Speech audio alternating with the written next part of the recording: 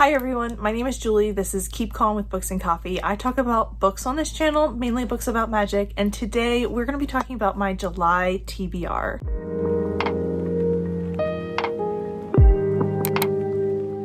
Hello everyone, so welcome to the July TBR, where we are not going to play TBR bingo this month. I will report how things worked out for June's TBR in my June wrap up, but today I am here with just a regular old I picked out these books TBR because June was a little intense. We read a lot of things for the Amazing Readathon. So after all is said and done with the Amazing Readathon, I tend to just want to read whatever I want to read. So we are taking it very casual in July by not playing my TBR game. So I have some buddy reads / required reading that I'm going to talk about in this TBR. And then we're going to talk about some of the possibilities of things that might get read in July. I'm going on vacation in July, but it's also a pretty busy month in my life outside of that vacation, so we will see how much reading I get done. Something I forgot to mention is that I will be participating in the mid-year reading scramble with Margaret over at The Word Nerd, so I will have her announcement video linked down below for you to check out. It is Summer Reading Challenge themed this year, which is so much fun, and I am so excited to be participating in this. There will be sprints, there's a giveaway, and there is also just some really fun prompt boards for you to check out, so definitely check that out if you are looking for something to participate in July that's pretty laid back and casual. The first book I'm going to talk about is A Curse Carved in Bone by Danielle L. Jensen. This is the second book in the Saga of the Unfated series, which starts with A Fate Inked in Blood, and I absolutely adored that book when I read it last year. I'm really excited to see if I enjoy this as much. I'm gonna have to watch a recap video because it has been over a year since I read that book, and Rainy from Rainy Blue Reads and I are planning on buddy reading this in the later half of the month.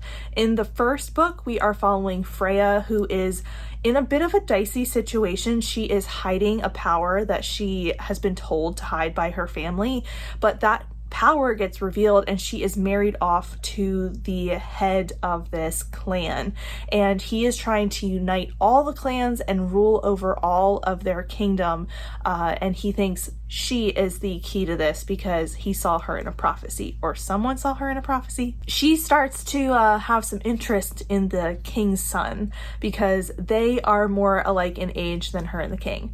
So it is a romantasy, it's Nordic inspired, it has a strong badass main character and we love her, and I can't wait to read this book. It is so pretty, got lots of cool features on this one, and I'm just really excited to check it out. Then we have Atmosphere by Taylor Jenkins Reid. This was just released in June, and Brittany from Brittany Loves Reading and I are going to be using this as our second genre blend comp club read. That live show will be taking place Saturday, July 27th at 7 p.m. EST.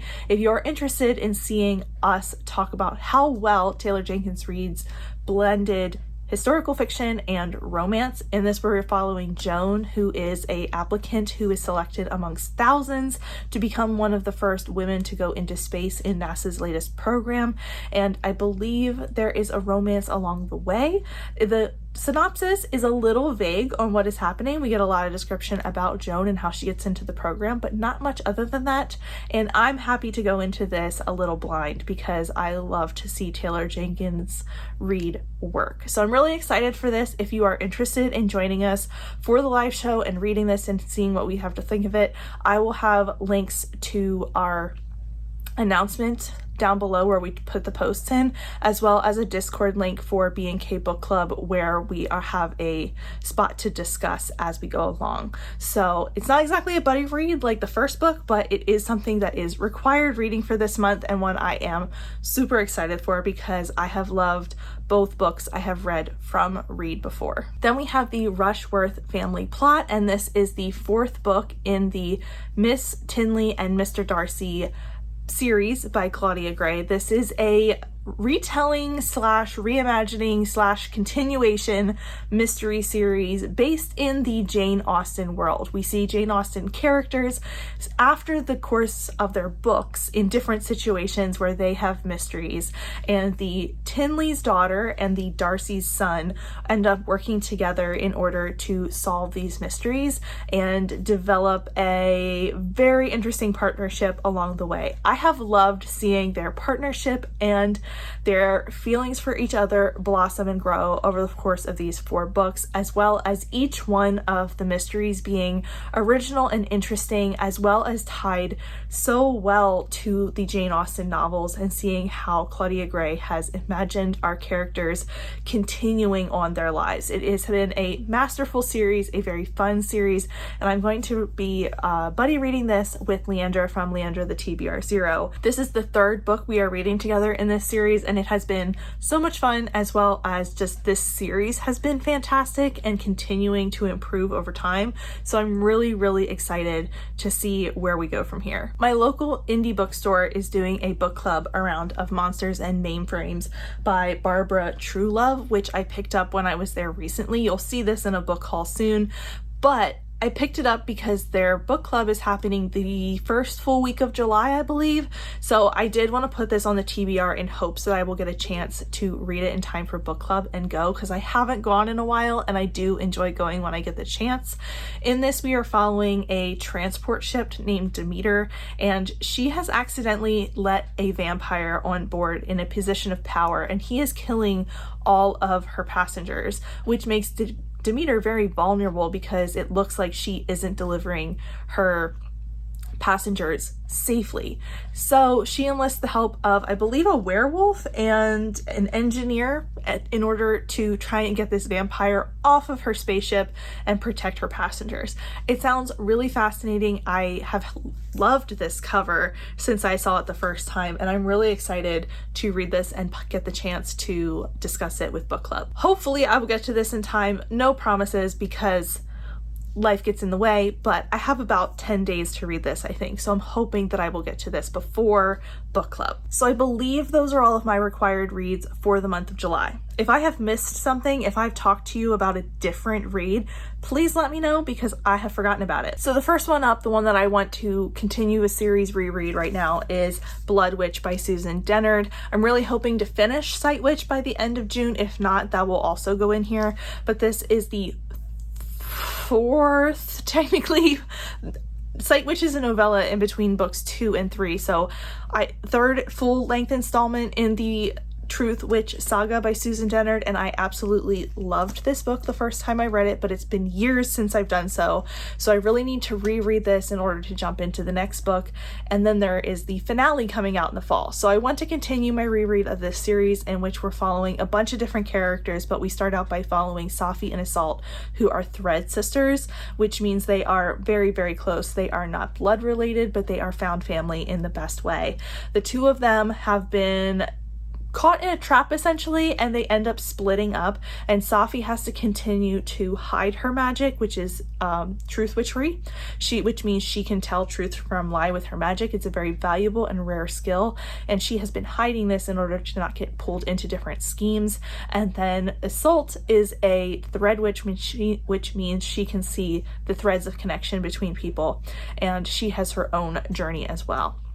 We have made a lot of progress in the first 2 books, and I'm excited to see where we go in Blood Witch, since I kind of forget. I remember loving it, but I kind of forget what happens, and I just remember it being emotionally devastating. So my favorite kind of book. I also have a Fruits Basket reread that I have started. I read the first volume of the collected editions, which is the first 2 of the manga, so I'd like to continue on with my reread of this series. This is very much a comfort read for me because I read these as a teenager, and I have reread the series several times since, and I would really like to keep going with this since it was a lot of fun to pick up and check out. In this, we are following Toru Honda, who is a young woman who has lost both of her parents in unfortunate instances, and she is kind of on her own when someone else from her high school discovers that she is living in their family's woods, and they don't want to leave her there, so they bring her into their home.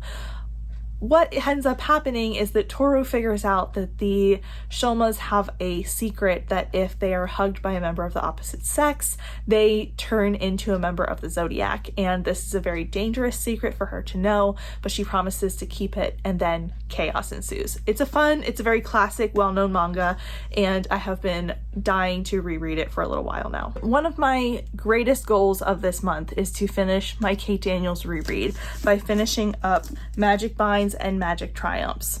I think I said those backwards. I love the Kate Daniels series. I've been trying to finish up my reread so that I can continue onto the Wilmington Years novellas, and I'm really excited that I am so close. I'm really hoping to read at least one of these on my vacation, since these are a very relaxing comfort read to me.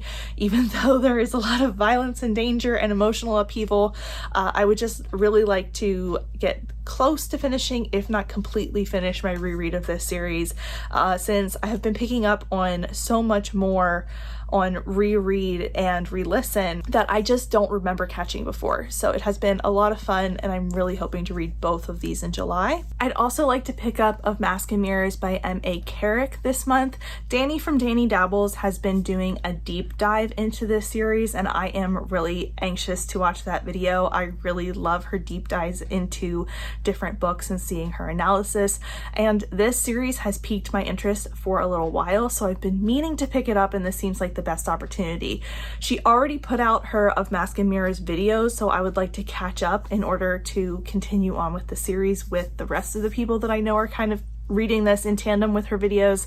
So I am hoping to pick this up in July and getting a chance to read this as well. From my understanding, we are following a con artist who worms her way into a noble house in this Venetian fantasy, and as she gets deeper and deeper into the family, she realizes that there are a lot more secrets, and I believe there is a threat to the city as well.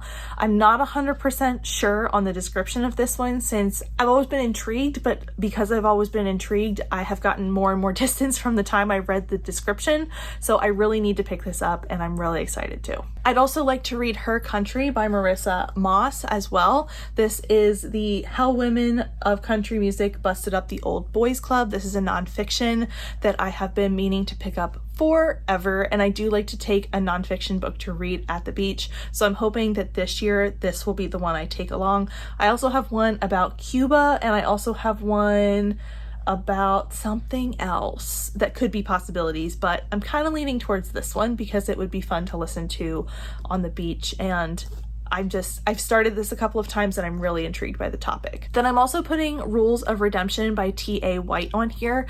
I have been meaning to catch up on this series with the read-along that's being hosted on Staff from Novelty Corner's channel. I listened to this book in time for the first live show, but I didn't super connect with the audiobook, and I decided that I'm going to read the books going forward, but because I didn't super connect, I haven't been super motivated to do so. So I'm hoping to reread this in order to kind of start the process of getting caught up. In this, we are following a ex-soldier who she has been living on her own and kind of dealing with the aftermath of a war that she was involved in, or the galaxy was involved in. She's been living on her own, but she is sort of forced into going to this space station that she knows she will be recognized at.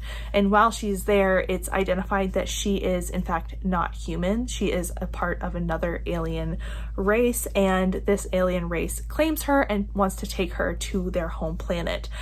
She has to take an entourage of humans along as well, because they want to make sure, since she is this ex-army veteran, that she is taken care of, and we kick things off from there. It's tense, it has a lot of Kate Daniels vibes, and I really want to continue the series, like I said, so I'm hoping to get to this one and kind of reread it and kind of reconnect with the story and the characters and understand things a bit better in order to keep going. The last one I have here is a set of novellas that I would like to give a chance here at sometime in July. It is the Fae Queen's Captive by Sierra Simone, as well as The Captive Merman's Promise by Zoe Castile. These are novellas that are part of the Peculiar Taste trilogy. This was a set of 6 novellas. I DNF'd the 2 middle books this month, or the 2 middle novellas in volume 2. They just weren't for me. After I started them, I realized they weren't for me, so I'd like to try these last 2 and see if I want to hang on to the set or if I want to pass them on